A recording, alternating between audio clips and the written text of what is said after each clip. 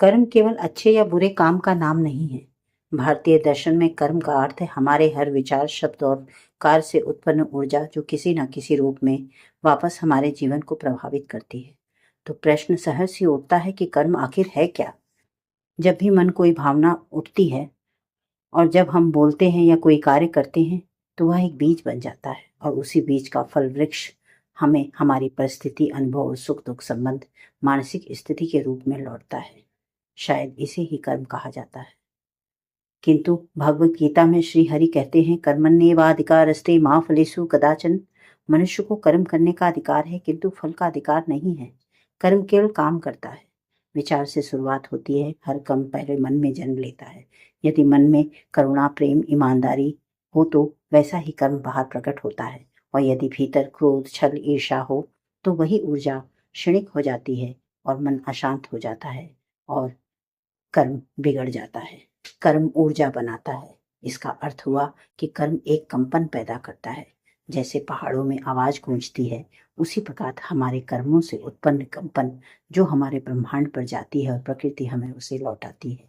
उसी प्रकार जैसे सम्मान देंगे तो विश्वास मिलेगा, छल करेंगे तो भय और आत्मविश्वास बढ़ेगा, और सेवा करेंगे तो भीतर शांति मिलेगी। तत्काल कर्म कभी फलित नहीं होता और ना ही देर से। यह सब नियति तय करती है। कितना विलंब से वापस होगा, कुछ कर्मों का परिणाम तुरंत दिखता है। जैसे किसी को अपमान किया है, संबंध बिगड़ गया है, मेहनत किया किंतु फल नहीं मिला, लेकिन कुछ वर्ष बाद उसका फल उत्तम होता है। अर्थात इसका अर्थ हुआ कि वर्तमान कर्म के हिसाब से वक्त आपके कर्मों की नियति को बदल दिया है। इसका अर्थ हुआ कि कर्म के फल को वक्त संभालता है, अर्थात समय संभालता है। कर्म होता कितने प्रकार का है, यहाँ प्रश्न उठता है। संचित कर्म वह कर्म है जो आत्मा स्मृति भंडार में रखती है पहले से लाकर। प्रारब्ध कर्म वो कर्म है जो वर्तमान में हम अनुभव के साथ परिवार, परिस्थिति व अनचाही घटनाओं में करते हैं या बोलते सुनते करते हैं।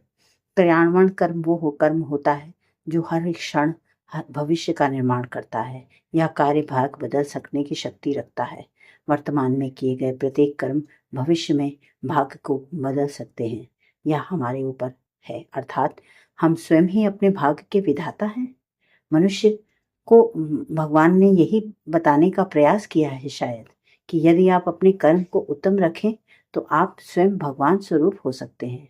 उसका उदाहरण नहीं, आपके समक्ष श्री हरि नारायण कृष्ण के रूप में है, श्री हरि नारायण श्री राम के रूप में है, मर्यादा पुरुषोत्तम के रूप में है। अपने व्यवहार को बदलेंगे तो अवश्य ही सेवा सत्य मार्ग पर चलेंगे तो एक दिन पूजनीय होंगे, क्योंकि बीज से वृक्ष उगता है, बीज से वृक्ष मिलता नहीं है।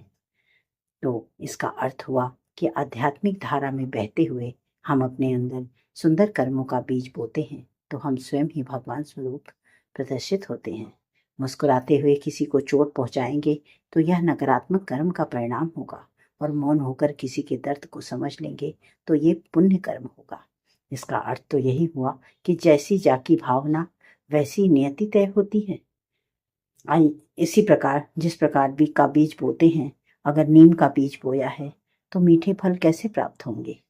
अर्थात वृक्ष को बोने के बाद समय, धैर्य और परिस्थिति के साथ हम यदि विवेक बनाए रखते हैं तो वही वृक्ष हमें विशाल फलदायक, छायादायक, फलित वृक्ष के रूप में हमारे समक्ष हमारे कर्म आते हैं। हर विचार, हर कार्य भविष्य की मिट्टी में बोए जाते हैं और वही फल के रूप में हमें मिलते हैं। ये तो देखो, याद रखना, अंदाज़े सूफियाना अपनी कल्पना का ये हवाओं में खोया हिमाकते बंदगी के अल्फाज नहीं होते हैं। अर्थात कर्म को मैं सूफियाना अंदाज में कहने का प्रयास कर रही हूँ कि ये हवाओं में खोए हिमाकते अल्फाज के अंदाज नहीं होते हैं। ये तो रूहे पाक की दीवार पर लिखी दुआएं व आह होते हैं, जो जैसा करता है वह वैसा ही भरता है। जैसी करनी वैसी भरनी। लेकिन ये कब, कहाँ, कैसे होगा, कौन कितना पाएगा, ये तो ऊपर बैठा विधाता तय करता है। ऊपर बैठा विधाता तय करता है।